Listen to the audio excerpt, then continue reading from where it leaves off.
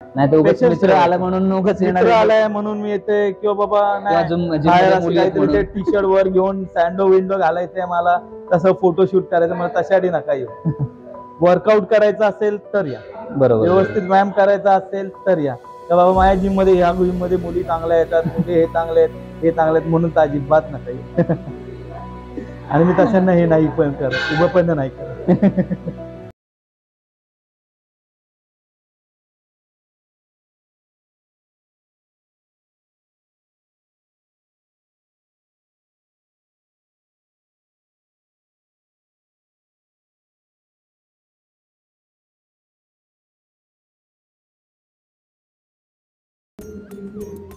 नमस्कार मंडळी, मी महेंद्र भांगे उचापती कार्यक्रमामध्ये आपल्या सर्वांचं स्वागत करतोय. चला, आज एका अशा व्यक्तीची आपण मुलाखत घेणार आहोत जे फिटनेस कोच, पीटी टीचर अक्षय राणे असं त्यांचं नाव आहे. आपण चला त्यांच्यासोबत गप्पा मारूया. सर, तुमचं खूप खूप स्वागत आहे उचापती कार्यक्रमामध्ये. धन्यवाद, थँक्यू. सर, आता डायरेक्ट आपण मुद्द्यालाच हात घालतोय, जास्त बाकीच्या गप्पा नाही मारत आहे. मी असं ऐकलं की तुम्ही स्कूलमध्ये रायफलचं शूट मध्ये इंटरनॅशनल मध्ये गेला होता. नॅशनल लेवल झालेलं आहे नॅशनल माझं. मध्ये? हो, आणि चालली इंटरनॅशनलची पण तयारी चालली आहे माझी. अजून म्हणजे चालू आहे?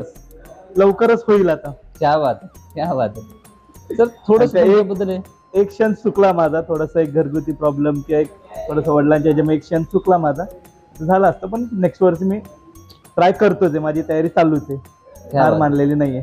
शेवटी म्हणतो ना आपण, कुठल्या तरी एक लेवलला पोहोचण्यासाठी आपल्याला एक माघार घ्यावी लागते.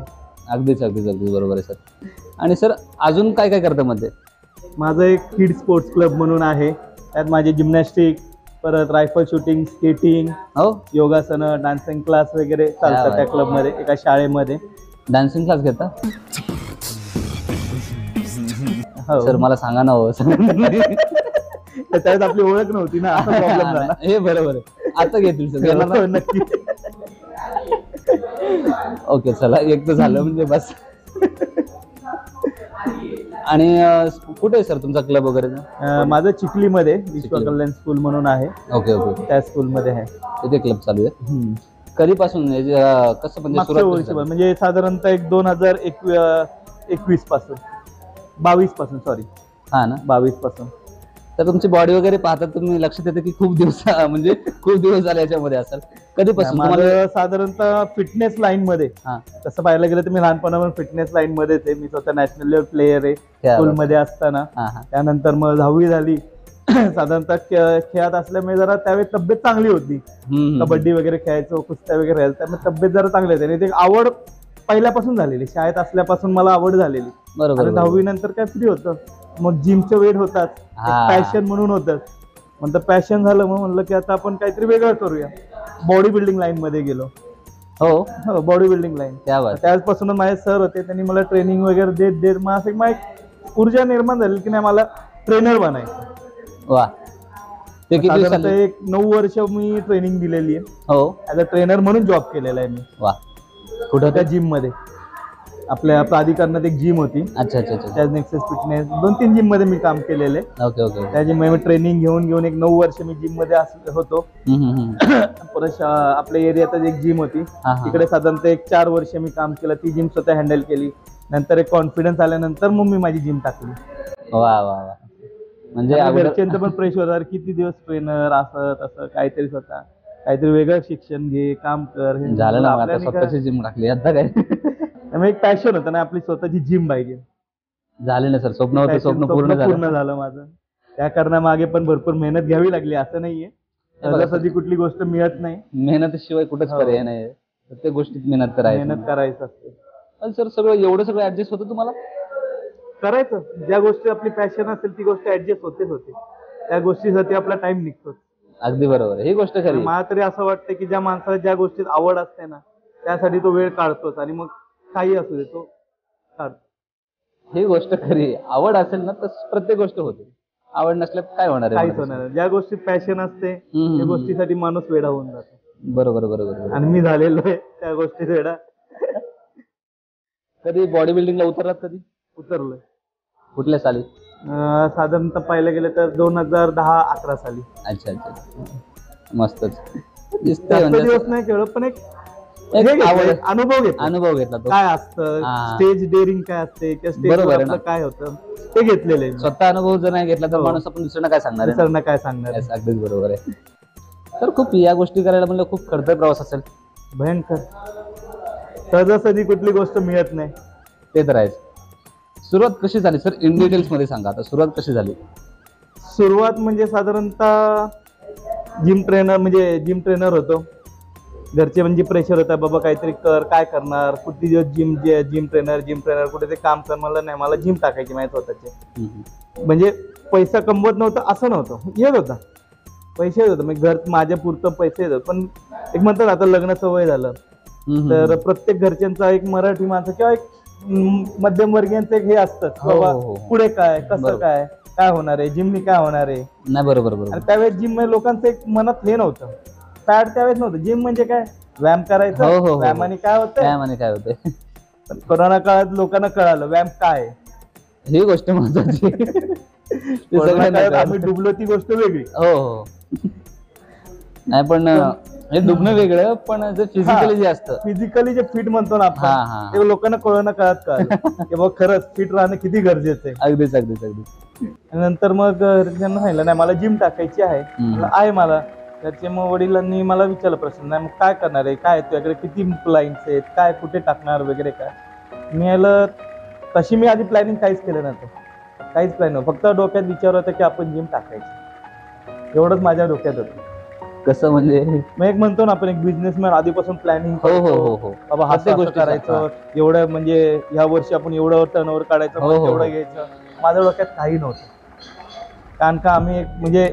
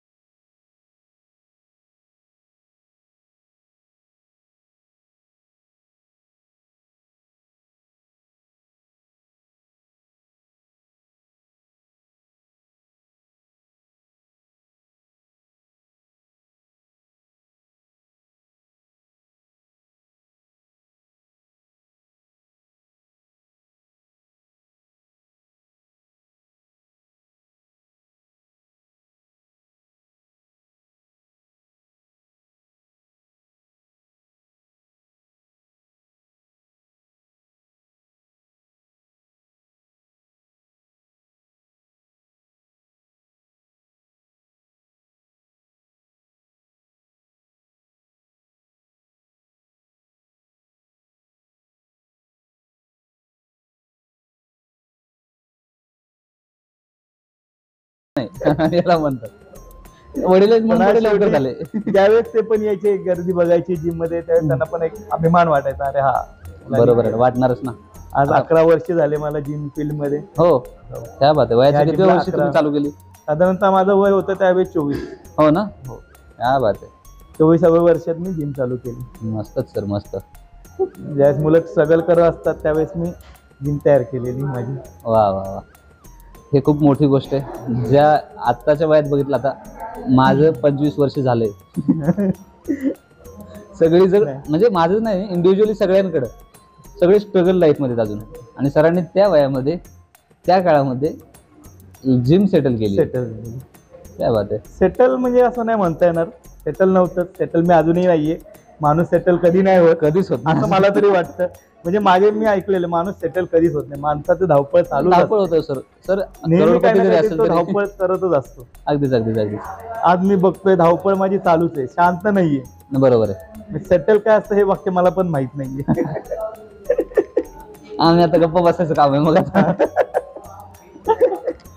सेटल कधी होतं माणूस हे मला पण वाक्य माहित नाही खरं सांगायला गेलं तर. कदाचित कारण तिकडे जायला पण स्ट्रगल असतो, ते आता माहित नाही. ते अनुभव कोणी सांगायला पण नाही आलं ना परत. सर तुमचं स्कूल लाईफ, कॉलेज लाईफ कुठं?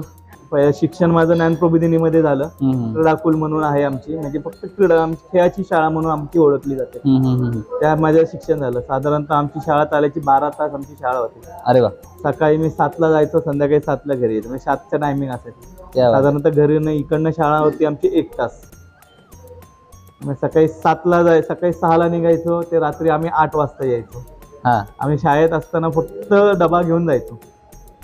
रिकामा का भरलेला?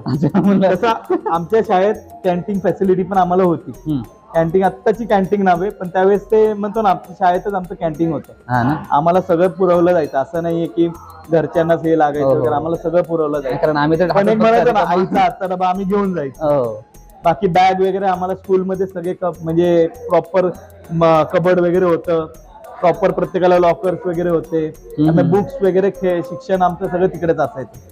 घरी येऊन आम्हाला ते आठवत नाही, मला होमवर्क होता किंवा ते ग्रहपाठ वगैरे तसला मला अजूनही आठवत नाही आम्ही कधी घरी केलाय. घरी येऊन फक्त आम्ही आंघोळ करायचो, झोपायचो, दुसऱ्या दिवशी उठून परत शाळेत जायचो. ते होतं तसं. तिकडनं आमचं आहे ना, म्हणजे माझं काय म्हणतो आपण आयुष्य, म्हणजे स्पोर्ट्स करिअर तिकडनं चालू झालं माझं लहानपणापासून. त्यानंतर हे वय म्हणजे 5वी पासूनच माझं स्पोर्ट्सला हे चालू झालं. तुमच्या अगोदर असं कोणी फॅमिलीत होतं का बरं स्पोर्ट्समध्ये? स्पोर्ट्समध्ये तसं पाहिलं गेलं तर एवढं अग्रेसिव्ह कोण नव्हतं. म्हणजे मी जेवढं अग्रेसिव्हली काम करतोय. कुठून आलं तुमच्या अंगात म्हणजे स्पोर्ट्समध्ये? तसं माझे वडील वगैरे कबड्डी वगैरे खेळायचे, त्यांना आवड होती. पण त्यांनी असं म्हणजे म्हणतो ना, त्यावेळेस ते असे काही एकदम हायफाय नव्हते किंवा असं, म्हणजे परिस्थिती खूप हे होती. आजोबा आमचे मिल कामगार होते. मिल कामगार म्हणजे घराची परिस्थिती खूपच, म्हणजे बऱ्यापैकी आपले 2 टाइम खायला मिळते की नाही ते पण माहित नव्हतं. एवढ्या परिस्थितीत आम्हाला वडिलांनी आम्हाला उभं केलं. क्या बात आहे. माझ्या वडिलांचं स्ट्रगल तर माझ्यापेक्षा हे होतं. आता सध्या ते नाही आहेत माझ्या बरोबर. सांगायचं म्हणलं तर त्यांचा खूप स्ट्रगल आहे. आपल्याला तरी आम्हाला इथं मिळालेलं आहे सगळं. ते आहे सर. त्यांचा स्ट्रगल होता म्हणून आजपर्यंत आपण इकडे आहे. नाहीतर आपला स्ट्रगल अजून संपत नसतं आयुष्यभर म्हणायचं. होतं सर. तर स्कूल लाईफचं झालं तर म्हणजे स्कूल लाईफ मध्ये आता स्कूलचा एन्जॉय तर प्रत्येकाला माहिती आहे. आवडतीचा विषय सर तुमचा? माझा आवडतीचा विषय तसा पाहायला गेला तर इंग्लिश होता. इंग्रजीमध्ये मार्क किती होते तुम्हाला? इंग्रजीत मला मिळायचे ना, म्हणजे खरं सांगायला गेलं ना, इंग्रजीत मला कमीत कमी 100 पैकी 85, 90 असे पडे. कारण इंग्लिश चांगलं होतं माझं म्हणून. बाकी मराठी ते माझं एवढं आवडीचं होतं की मराठीत फक्त अजूनपर्यंत मला आठवतं मला आहे ना 100 पैकी 40 पेक्षा वर मार्क नाही मिळाले. वेळेस मी तुम्हाला सांगतोय, मला तर आश्चर्य वाटत होतं, मला मी पास होईल की नाही. खोटं वाटेल, 10वीत मला 38 मार्क होते. अरे बापरे. मराठी भाषेमध्ये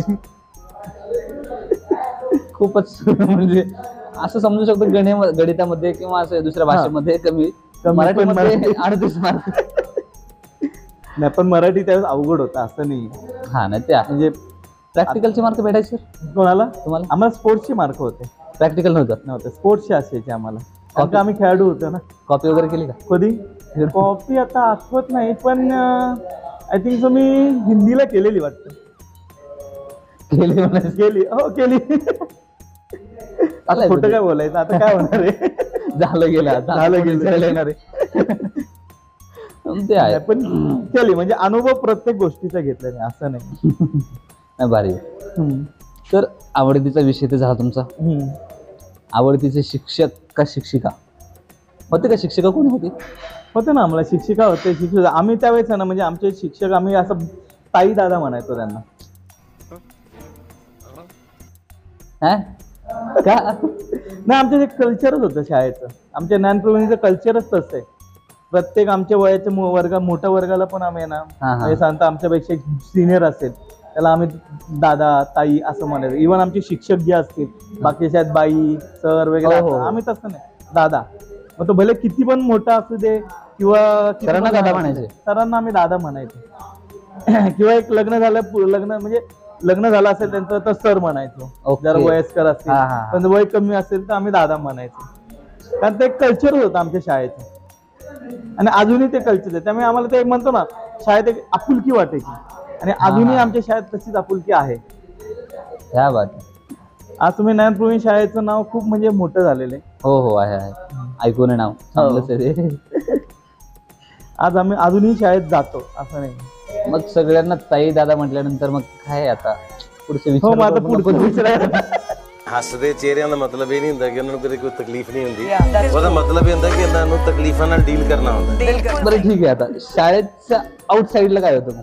कोणी आउटसाईडला असं म्हणजे आम्हाला वेळच नसायचा. आता टायमिंग तर मी मगाशी सांगितलं, हो, हो, सकाळी हो. 6ला जायचो, म्हणजे त्यावेळेस सूर्य उगवण्याच्या आधी जायचो, मावळल्यानंतर यायचो.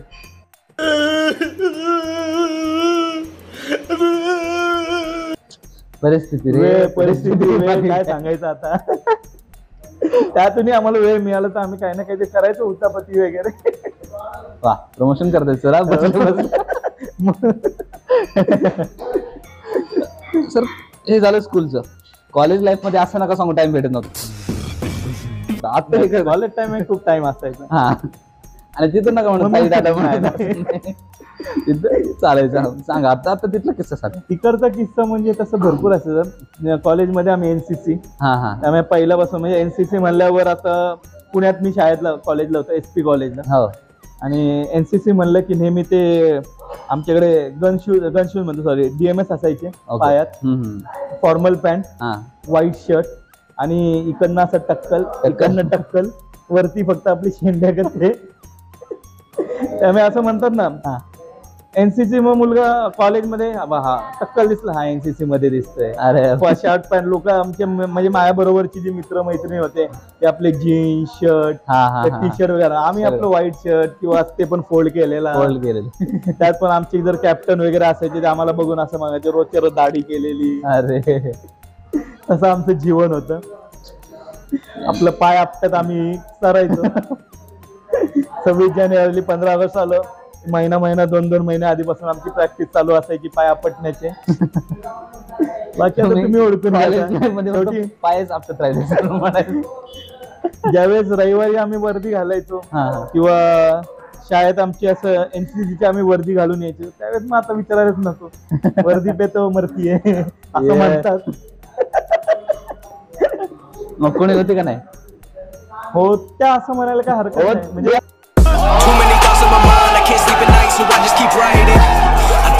प्रश्न चुकलाय का तुमचा विचारायला मला? किती होते सर आता सांगा. आता तशा असं मोजायला लागतील. नाही, म्हणजे होत्या असं म्हणायला काय हरकत नाही. कुठे देवा तू? ना, आणि 80 मी आपलं पळायचो त्यावेळेस. आता तरी पोट आहे, त्यावेळेस पोट अजिबात नव्हतं. सर, मी आता घरी जाऊ असं वाटायला मला. अच्छा, ठीक आहे. नाही, प्रत्येक लाईफचं मी एन्जॉयमेंट केलेली आहे.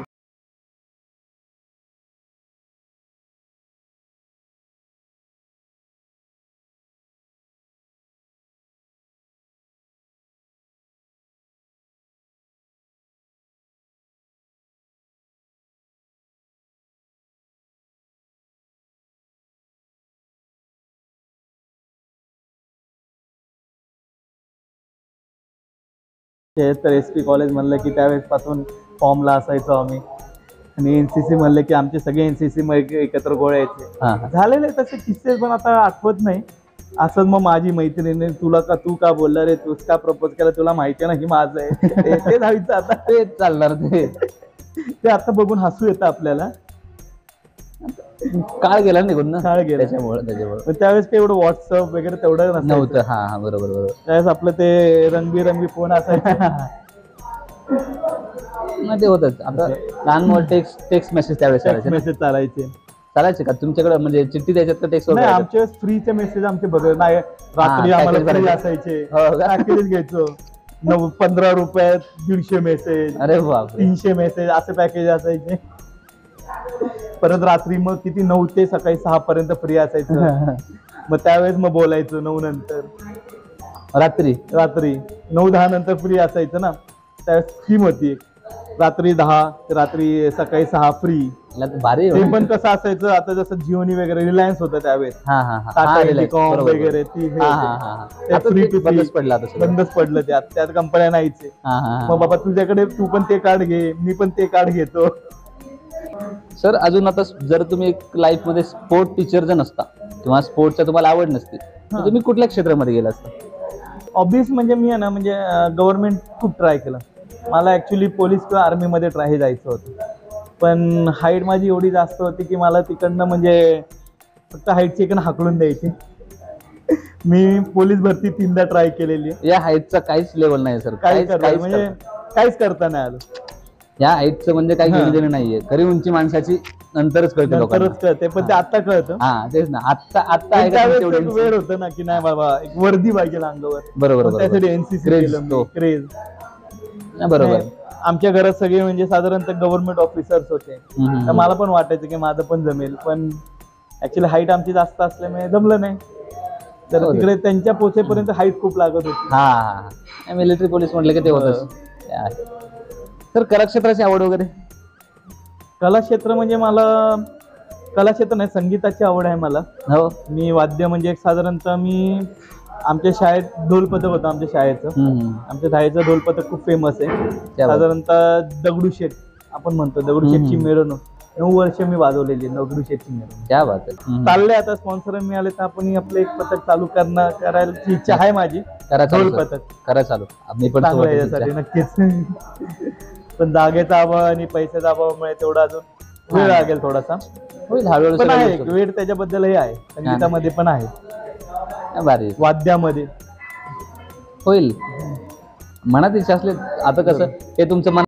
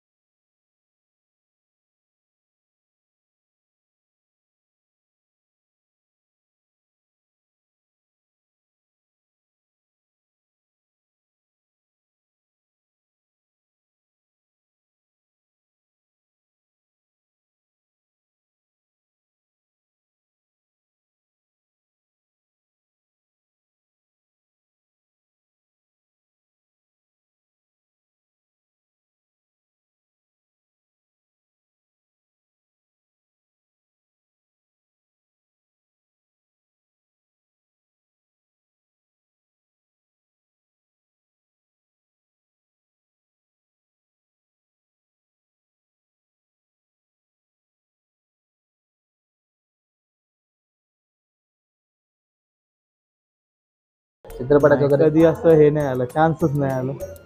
आवड त्याची? हो, आवड तर होती, आहे म्हणजे होती, असं नाहीये. कॅमेरा समोर कोणाला नाही आवडणार शेवटी. आवड, पण तेवढं कधी त्या क्षेत्राची आपली कधी म्हणजे काय म्हणतो आपण त्याला, कधी अशी हे झाली नाही, त्याची गाठभेट झाली नाही, किंवा असं त्या कला क्षेत्राची कोण भेटलं नाही. म्हणजे शाळेत असताना आम्ही आपलं ड्रामा म्हणजे नाटक वगैरे करायचो, पण एवढं ह्याच्यात प्रमाणात नव्हतं. हो ना. मिळालं ना, आमची खेळाची शाळा असल्यामुळे आम्ही नुसतं खेळत असायचो. दिवसरात्र आम्हाला नुसतं ते असं आमच्या डोक्यात तेच असायचं. ट्रॅक, माझं रनिंग म्हणजे रनिंग हे होतं, माझं इव्हेंट होता, त्यामुळे नुसतं ट्रॅकच दिसायचं. ते आहे. मग आता येथे तुम्हाला चान्स भेटला नाही म्हणून, किंवा म्हणजे तुमची जास्त त्याच्याकडे कल नव्हता, त्या गोष्टीकडे कल नव्हता म्हणते असं होईल. आवड नव्हती अशी नाही म्हणता येणार, पण म्हणजे आवड प्रत्येक गोष्टीची निर्माण करावी लागते आपल्याला. बरोबर बरोबर ते आहे. त्या क्षेत्राची कधी एक झालं नाही आपलं, कधी गाठभेट झाली नाही. बरोबर बरोबर. सर फिल्म इंडस्ट्रीमध्ये तुमचा आवडता एखादा मुख्य नायक? मुख्य नायक तसं बॉलिवूड मराठी? बॉलिवूड मराठी म्हणलं तर सलमान खानच. हो, बॉडी बिल्डर तो. नाही, बॉडी बिल्डर म्हणण्यापेक्षा आहे ना, म्हणजे त्याची जर पाहायला गेलं बॉडी बिल्डिंग हा हा किंवा बॉडी बिल्डिंग त्यांनी म्हणजे फिल्म इंडस्ट्रीमध्ये आहे, बॉडी बनवणं वगैरे त्यांनीच आहे. हो हो हो. आणि आताही त्याचं बाकीचं आपल्याला काय घेणं देणं नाही. बरोबर, जे आहे जे आहे ते आहे, पण त्यांनी त्या फील्ड मध्ये बॉडी बिल्डिंग त्यांनीच आणली. बरोबर बरोबर. ऍज अ फिटनेस थोडक्यात सांगा, बॉडी बिल्डिंग फिटनेस सलमान खाननीच आणलेली. अगदी अगदी अगदी. ते कळणार की म्हणजे आता तोच आवडणार हे मला पण अपेक्षित होतं. कारण सरांना तुमचं आता ते जाऊ द्या, मग आता बॉलिवूड सोडून द्या, मराठीमध्ये सांगा आता. मराठीमध्ये तसे भरपूर सचिन, जुन्यापैकी नव्यापैकी एखादं प्रवीण तरडे. ऑल महाराष्ट्राचा फेवरेट. नाही, ऍक्च्युली कसं होतं, मी एक आमचं एक हे होतं, कॅम्प टाईप होतं, त्यात मी त्यांना भेटलेलो. हो, प्रवीण तरडेंना. क्या बात आहे. हो. आणि मग प्रवीण तरडेंचं सांगायला गेलं ना, त्यांना एक म्हणजे त्या टायमिंगला म्हणजे त्यावेळेस ते फेमसही नव्हते. हो ना, कमी हे होते, म्हणजे ते त्यावेळेस त्यांचे स्ट्रगलिंग पिरियड होते. अच्छा अच्छा अच्छा. साधारणतः पाहायला गेलं तर खूप म्हणजे अराउंड 10-12 वर्षापूर्वी, म्हणजे माझ्या जिमच्या पण आधी असेल. आता जिमला माझी 11 वर्ष आली, त्याच्या आधी साधारणतः एक 12-13 वर्षापूर्वी आम्ही एका ट्रेकिंग कॅम्पला गेलेलो. सोबत माझी तिकडे त्यांची सर आणि माझी भेट झाली. चांगली मैत्री तुमची आता? आता नाही म्हणता येणार, आता ओळखणार नाही. आता 10 वर्षापूर्वी आणि आता ते एवढे मोठे झालेत आणि आपण एवढे नाहीयेत. पण एक ओळख सांगितली की नक्की ते ओळख देतील. हो ना. हा, तेवढे ते डाऊन टू अर्थ होते आणि आहे. तुम्हाला जर बोलण्याचा चान्स भेटला त्यांना? हो, जरूर. नंबर आहे माझ्याकडं, जरूर बोलूया आपण त्यांना नंतर. मला एक आठवते प्रवीण सरांचं, म्हणजे प्रवीण तरडे सरांचं एक हे होतं की ते नावानी तर लक्षात ठेवायचे, पण फोन नंबर त्यांच्या लगेच लक्षात राहायचे. हो हो, क्या बात आहे. त्या टायमिंगला ते हे होते. खूप खतरनाक होते म्हणजे तुम्ही. नाही, तेवढं आहे सरांचं खूप चांगलं. वा वा वा. आणि ते मला एक राणे आणि त्यातलेच राणे म्हणलं, त्यांनी मला विचारलेलं स्पेशली की राणे कुठला रे तू? म्हणलं सर मी कोकण, म्हणजे तसं पाहायला गेलं पुण्यातलं, पण नाही, गाव कुठलं तुझं? म्हणलं कोकण. म्हणलं नितेश राणे वगैरे कोण रे तुझे? मी म्हणलं तर नितेश राणे म्हणलं आमचे गाववालेच. म्हणलं आता राणे भाऊ बंद, लावू का त्याला फोन? म्हणलं कसं काय सर, ओळखता का तुम्ही त्याला? अरे मी कोणाला नाही ओळखत. मग त्यावेळेस ते मला चांगलं हे राहिले, राणे. आता एवढे आवडतीचे मित्रच म्हणा तुमचे आता. हो, पण ऍज अ कलाकार म्हणून त्यांचा एखादा आवडतीचा तुम्हाला डायलॉग? त्यांचं ओरडणं. प्रत्येक पिक्चर मध्ये त्यांचं एक ती डायलॉग फेकण्याची जी स्टाईल आहे ना, ती खूप वेगळी, खूप खतरनाक. खतरनाक डायलॉग त्यांचा. आता डायलॉग मला आठवत नाही त्यांचे, पिक्चर बघतो नेहमी. आवडतं मला पण. भारी आहे म्हणजे ते नाही का ते तो पिक्चर खूप फेमस झाले. मुळशी पॅटर्न, परत आता ते स्वामींचा एक निघालेला आंबीरराव मोहिते, परत त्यांचा आंबीरराव मोहिते, त्याच्यातही खूप चांगलं हे केलेलं आहे. खूप मस्त, खूप सारे पिक्चर आहेत त्यांचे. आपण बोलूया, नक्की बोलूया. आपलं झालं ना, आहे माझ्याकडे नंबर त्यांचा. चालेल ना, नक्की भेट घालून घे. नक्कीच. आणि आता हे झालं नायकांच्या बाबतीत. नायिका कोण आवडत होती? नायिका तशी नाही हो कधी हे झाली जास्त. असं हे खोटं उत्तर अपेक्षित नाहीच आहे. कॉलेज लाईफ मध्ये होत्या म्हणणारे ना, आता नायिका अपेक्षित नाही म्हणजे हे खरंच नाही झाली तशी नायिकाची जास्त हे नाही. आता एवढं बाहेर एवढं नायिका, मग आपण कुठल्याला वेगळं हर बॉल पे सिक्सर मार रहे. भारी नाही, नायिकांशी जास्त कधी हे आलाच नाही. गरज म्हणजे गरज पडली नाही म्हणजे आपण लांबच असायचं. हो ना, ती मधले वेगळे, रिअल लाईफ मधले नायिका ऑलरेडी त्यांच्या समोर असतात. गरज आता त्यावेळेस होतं बॉडी बिडी असं लोक म्हणायचे, बाबा अजूनही म्हणतात सर तुमची सारी बॉडी चांगली आहेच ना, म्हणतात काय ऑलरेडी आहेच. वाटते तरी आपल्याला कमीच वाटतं किती, पण लोकांना काही केलं तरी कमी वाटणार. ते होतं सर. सर प्रेक्षकांना काय सांगाल तुम्ही, जिम मध्ये फिटनेस आता करतायत, कसं लक्ष दिलं पाहिजे किंवा काय केलं पाहिजे? फिटनेस म्हणजे बाबा मेन थिंग म्हणजे पॅशन असेल आणि आपण काय म्हणूया त्याला, सर एक मिनिट, म्हणजे याच्याकडे दृष्टिकोन कसा ठेवला पाहिजे फिटनेस मध्ये? म्हणजे काही लोक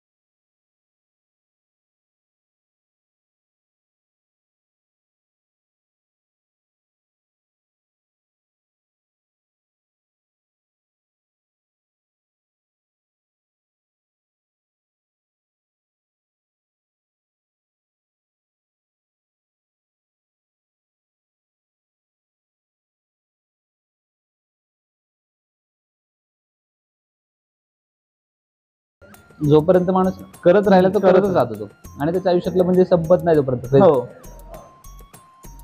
जे नवीन मुलं येतात की म्हणजे आपल्याला बनायचे, त्यांच्यासाठी काय सांगाल की म्हणजे कुठल्या तयारीनिशी यावं माणसाने? पेशन्स सर्वात महत्वाचं, म्हणजे या फील्ड मध्ये तुम्हाला उतरायचं असेल तर पेशन्स. हा ना, नाही तर उगाच मित्र आला म्हणून उगाच मित्र आलाय म्हणून मी येते किंवा बाबा नाही टी शर्ट वर घेऊन सँडो विंडो घालायचंय मला, तसं फोटोशूट करायचं मला, तशासाठी नका येऊ. वर्कआउट करायचं असेल तर या, बरोबर, व्यवस्थित व्यायाम करायचा असेल तर या. तर बाबा माझ्या जिम मध्ये, ह्या जिम मध्ये मुली चांगल्या येतात, मुली हे चांगले आहेत, हे चांगले आहेत म्हणून तर अजिबात नका येऊ. आणि मी तशांना हे नाही पण करत, उभं पण नाही करत. आज आमच्या जिम मध्ये जेवढे आहेत म्हणजे लेडीज येतात, जेंट्स येतात, सगळे माझे जुने क्लायंट्स आहेत, म्हणजे पहिल्यापासून येणारे क्लायंट्स. बरोबर बरोबर, ते आहे. जिम मध्ये जर क्रेज असेल माणसाचं बॉडी बिल्डिंगचं किंवा व्यायाम करण्याचं, कम्फर्टेबल वाटतं. आमच्या जिम मध्ये, माझ्या जिम मध्ये सगळ्यांना प्रत्येकाला कम्फर्टेबल वाटतं. बरोबर बरोबर. बाकी जिम सारखं असं नियमावली वगैरे नाही. नाही नाही नाही, कम्फर्टेबल आहे. मित्र सारखं यायचं, आपली जिम आहे, आपली स्वतःची जिम आहे असं यूज करायचं. तेच सुरुवातीलाच बोललो ना मग, की असं तुम्ही जिमचे ओनर असल्यासारखे कधी वागलेच नाही. नाही, आणि तसं मला आवडत पण नाही. बरोबर आहे सर, तिथेच ते माणूस पण. आणि मेन म्हणजे म्हणतो आपण वर्कआउटला येते टेन्शन फ्री होण्यासाठी. बरोबर बरोबर. इकडे येऊन पण ते बर्डन असेल मग काहीच मजा नाही येणार. वर्कआउटला काय मजा येणार नाही. अगदीच बरोबर आहे. आपण इकडे यायला पाहिजे फ्री व्हायला, माइंड फ्री व्हायला पाहिजे. अगदीच. इकडे एक तास आला ना माणसाला असं रिलॅक्स वाटलं पाहिजे, असं काही मंदिरात जाऊन कसं आपल्याला रिलॅक्स तसं वाटलं पाहिजे. ती माझी एक म्हणजे हे नाही, हे जिम म्हणजे व्यायामशाळा म्हणजे मंदिर आहे. हा, मंदिर आहे माझं हे. हा, तुम्हाला आपल्या कार्यक्रमामध्ये येऊन कसं वाटलं? खूप छान. मी अजूनपर्यंत असं इंटरव्ह्यू, माझा आयुष्यातला पहिला इंटरव्ह्यू हा करत गेलं तर माझं भाग्य म्हणायचं मग तुमचा इंटरव्ह्यू घ्यायचा. नाही, आणि मी तुम्हाला बोलत थँक्यू, माझा इंटरव्ह्यू घेतला म्हणजे असं वाटलं कुठेतरी बाबा आपण झालोय की काय मोठं. नाही, तसं नाहीये. नाही सर, ऑलरेडी मोठे आहात सर तुम्ही. असं नाहीये सर, माणूस कधी मिळालं ना सेटल कधी होत नाही, मोठे कधी होत नाही, आणि मला तेवढ्या ह्याच्यावर नाही व्हायचंय कधी. नाही हो सर, ते तो तुमचा मोठेपणा आहे, बाकी काय. मग काय तर ऑलरेडी मोठे आहात. तर सरांचा अनुभव, सरांची जिम कशी वाटली? जिम तुम्हाला पाठीमागे दिसतंय, तुम्हाला सगळे काय चित्र वगैरे आहे चालू आहे, आणि सरांच्या आयुष्यातलं स्ट्रगल लाईफ तुम्हाला कळतंय. जिममध्ये येण्यासाठी काय करायचं किंवा कशासाठी जिममध्ये यायचं ते तुम्ही सरांचे तोंडून ऐकले पण. तर व्हिडिओ जर तुम्हाला आवडला असेल तर लाईक करा, कमेंट करा, शेअर करा, आणि चॅनलला सबस्क्राईब करायला विसरू नका. Thank you sir. थँक्यू. येस.